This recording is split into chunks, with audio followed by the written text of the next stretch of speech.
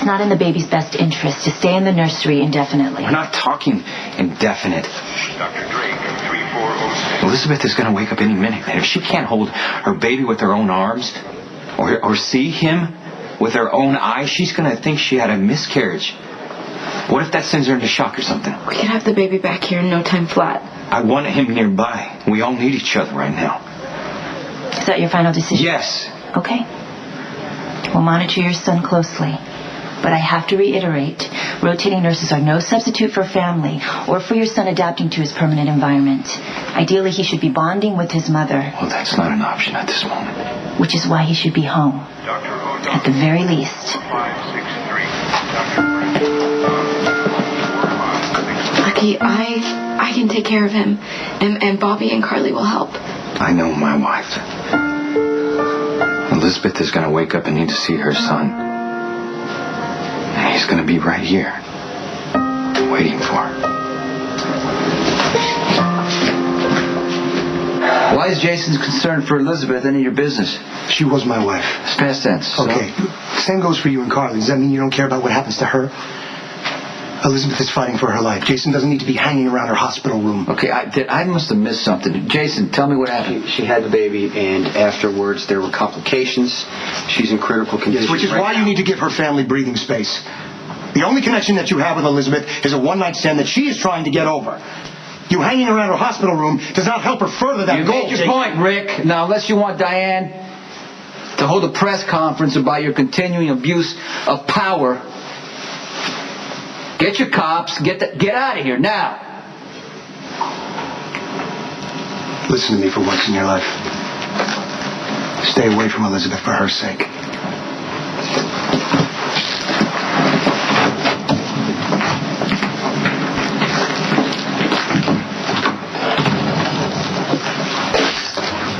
You were supposed to eliminate Alcazar. I'm sorry, I was a little... What? I was a little busy with Elizabeth. You gonna tell me what happened? I stopped by the house, maybe I had this feeling that something might have been wrong because of the storm and everything, and sure enough, I found Elizabeth passed out on the floor, bleeding, and I had to get her to the hospital. There was nobody else there, and then there was no time for Alcazar.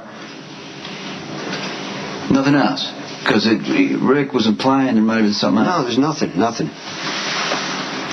Okay, look, you're concerned about Elizabeth, so am I, but I need your focus. We're in a critical time right now, and Alcazar's had a lot of time to prepare for retaliation. We cannot give him a chance to put his action in motion. We need to take him down now. Now, if you can't do it because you're distracted... I can do my job. Alcazar will be dead at the next possible opportunity. Peace offering. I know you've been on calls all day, but I thought maybe you could take a break and have a few bites with me.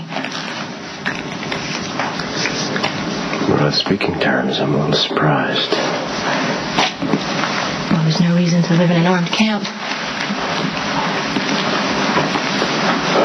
I didn't sleep last night, in case you wondered. I know you'd never let any harm come to Lila, but it's just that I've never been apart from her before. I realize that. Tossed and turned all night last night, trying to decide how I felt about you. Whether I hated you or empathized with you on some level. What'd you come up with? A lot of regret. Not just because you took my daughter away from me.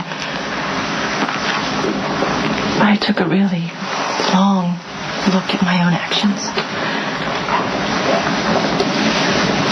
I saw how we broke that trust that we worked so hard to build. And I realized something last night. No matter what I said yesterday, I'd like to think that we could still be a team. I had a rough night, too. Did some soul searching of my own. There were will always be this pool between us. Hear me? Whether I run away, whether we keep things from each other, it will always come back to this. I want to be with you. I need to be with you. You know what? Not that I wouldn't love to sleep with you, Sky, but we need to be clear. It does not mean I will bring Ray home. Forgive me, but I didn't realize you had such antipathy for Jerry. Look, I know that I don't have any right talking about someone else's family, but I have some major problems with your brother. Well, maybe I better hear them. I think he's selfish. He doesn't have a problem yanking you out of your own life when there's something going wrong with his. It doesn't matter what you're going through or that you might get killed trying to save him. You know, Jerry and I have always depended on each other. Over the years, it's become a little distant. I realize that. But Jerry loves me. He would never intentionally be cavalier with my well-being. Really? Are you sure about that?